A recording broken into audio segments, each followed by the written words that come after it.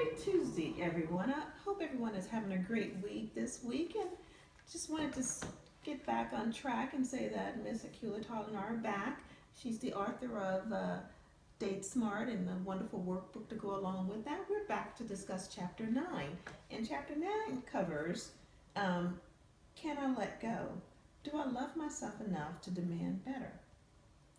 So, as we get into Chapter 9, to start off, you make reference to Genesis 29, 30, 31, which talks about Leah relative to seeking love. What can we learn from Leah? What we can learn from Leah, and that is a beautiful passage in the Bible, and I add that in my book because it's a teachable moment, where Leah was married to Jacob, and so was her sister Rachel, and it's a popular story, but taking a look at Leah, she found herself in a marriage to this man. He didn't choose her, and he was in love with someone else, and she was hated and miserable. And we can be in relationships where we're hated and miserable because the man didn't choose us. We are not his choice. We, for whatever reason, he didn't make the moves, and we find ourselves with him.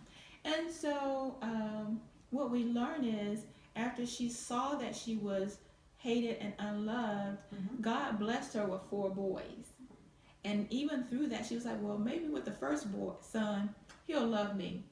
The second son, maybe he'll love me. I've borne him 2 sons, 3 sons, 4 sons. She stayed in the same miserable predicament. So we can learn that children may not change a man's disposition with you, his feelings for you. I mean, back in the biblical days, it did not change his feelings. Joseph was like, girl, you are not the one. I want the one I want, and I went after her, the one I want to be with. And then she just wised up and teaches God's daughters that she changed her focus from that man to her children who were loving her, and to praising God for what he had blessed her with. And sometimes we have to change our focus from a man who does not love us. And so that's the title of the chapter, I Can Let You Go, and be in loving relationships. Someone who wants you to be there, not imposing yourself in a relationship, and a man doesn't want you and doesn't want you around, and we can be hated. Can you imagine being in a relationship and you're hated? He resents you that much that he hates you. Well, and then too, I think in today's society, women are in competition with one another. Leah was in competition with Rachel in the fact that Rachel couldn't have children, so therefore Leah felt that, okay, if I can continue to give Joseph all these children, he will eventually love me. And that was her way of trying to basically birth his love, and it never occurred. In today's society, I think women are trying to buy man love, or just making all kind of compromises just to keep him, and really defiling themselves just to hold on to a mate, which is, And God wants us to respond with confidence when we meet a man. Right. He wants us to respond with sound judgment and spiritual wisdom and spiritual knowledge that says, and faith, that, yeah, I'm not going to do that. Yes. I know your role, I know my role, and if you don't know your role, get a book. Learn your role. Find a mentor. Yes, find someone who's doing it right, and who has the Holy Spirit in them, who's speaking to them, and can lead you and guide you to things of God. Because we see how relationships are in such despair as we're outside of his will. Exactly. Which leads us to the next question is, what are some examples of spotting a leech? You mentioned you were at a dinner with Roman? Yes. Yes.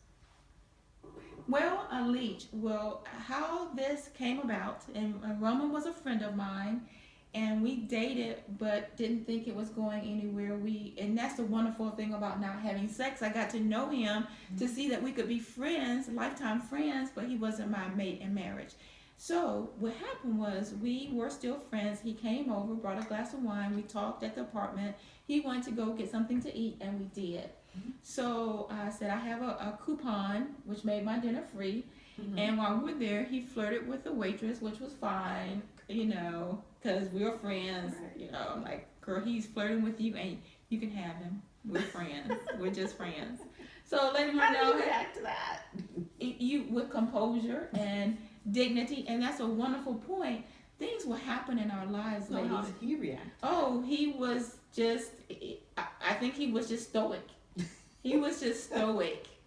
But the whole point is, life is 10% of what happens to us and 90% of how we respond. And ladies, we've got to start responding with dignity and composure and being poised regardless of the situation. Mm-hmm. So back to your question about Spotting. a leech who just wants something for nothing. So at dinner, my ex-husband comes into the restaurant with a date, and Roman asked if we can walk hand in hand,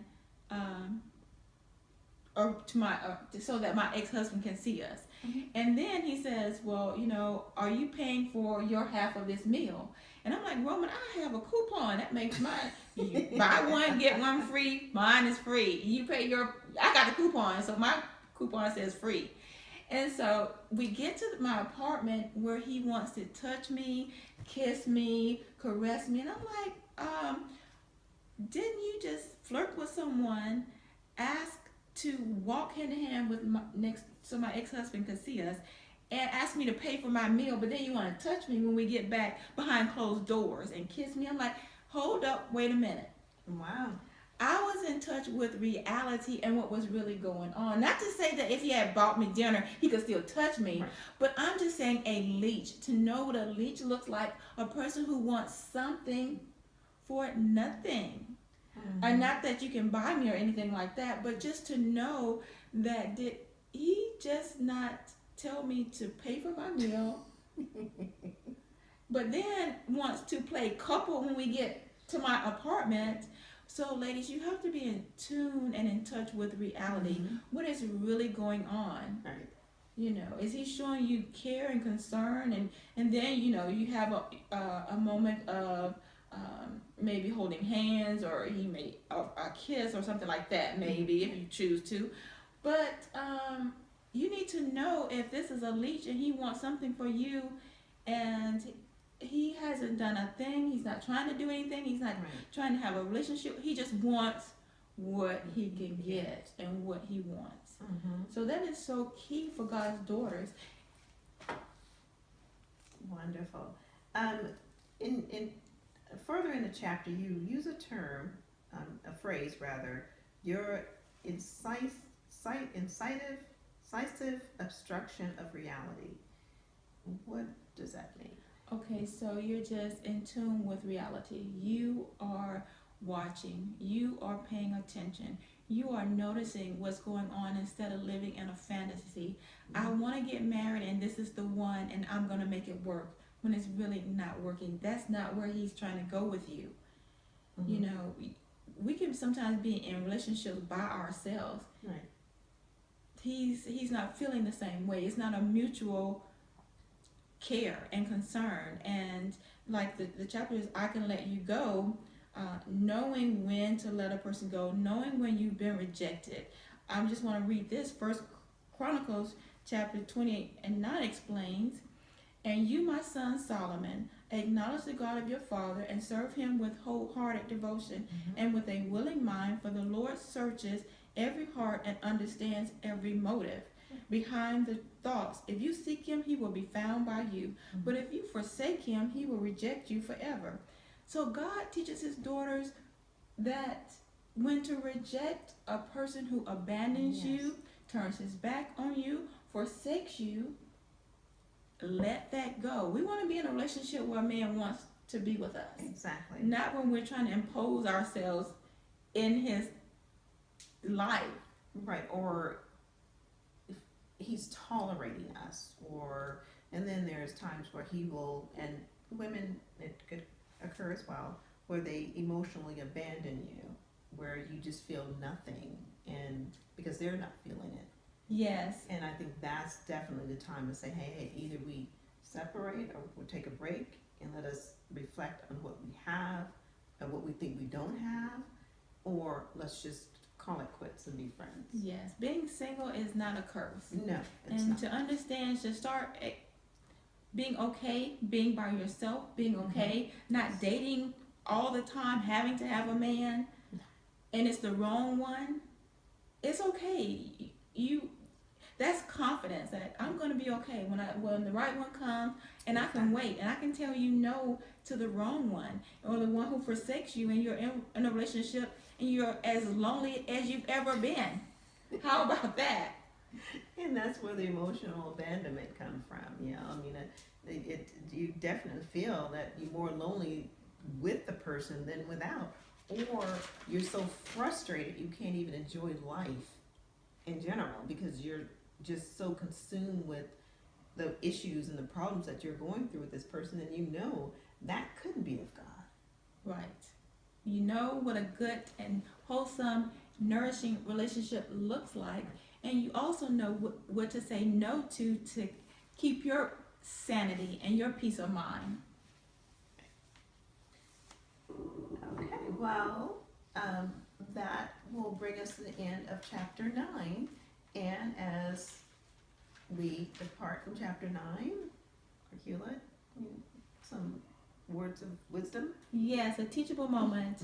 Matthew chapter 22, verses 1 through 14, I love the parables, talks about the king who had a wedding banquet and invited some people to come, and they would not come. What did the king do? He did not lose his mind. The show went on. So ladies, you may want your mate companion to go to a wedding with you or to a class reunion, and he doesn't want to go. Don't deny your life because your companion doesn't want to go. Find a friend and go. Yes. Your family reunion. Don't live in regrets. He cannot want to be there. Mm-hmm. The king said, go get somebody else and bring him to the banquet. The banquet hall is filled. Let's have this party. Have that same mindset. He doesn't want to go to the movies with you. He doesn't want to go to the play or the dance, Or a Christmas party or Christmas whatever. party, and it's okay. Take yourself on a date, women. Yes, live Ladies, your take life. yourself on a date. I did. I had a great time. Exactly. So that's the take home. That's the lesson to learn, that it's okay that he doesn't want to go. Mm-hmm. Live your life. Go on with him deciding not to be there. Okay, well, that brings us to the end of chapter 9, and we will be right back to discuss chapter 10. All right. Yes.